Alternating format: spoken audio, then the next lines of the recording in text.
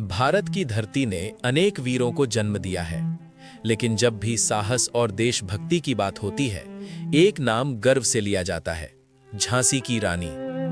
19 नवंबर 1828 को काशी में जन्मी, जिन्हें बचपन में मनु कहा जाता था, आगे चलकर बनी झांसी की रानी लक्ष्मीबाई।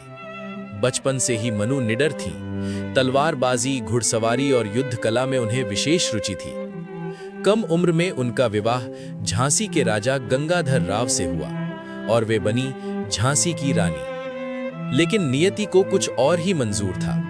1853 में राजा के निधन के बाद अंग्रेजों ने लैप्स की नीति के आधार पर झांसी को अपने अधिकार में लेने की कोशिश की, पर रानी ने साफ शब्दों में कह दिया, मैं अपनी झांसी नहीं दूंगी। 1857 का प्रथम स्वतंत्रता संग्राम शुरू हुआ और रानी लक्ष्मीबाई ने अपनी सेना के साथ अंग्रेजों का डटकर सामना किया।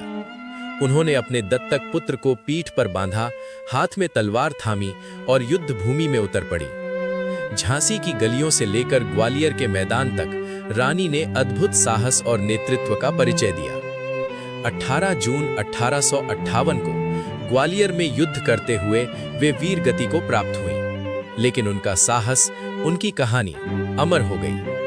आज भी उनकी याद में वो पंक्ति गूंजती है, खूब लड़ी मर्दानी, वो तो झांसी वाली रानी थी। रानी लक्ष्मीबाई सिर्फ एक रानी नहीं थी, वे साहस की प्रतिमा थीं, नारी शक्ति की मिसाल थीं और भारत की स्वतंत्रता की पहली ज्योति थीं। ये थीं झांसी की रानी, एक नाम जो इतिहास में नहीं, दिलों में बसता है।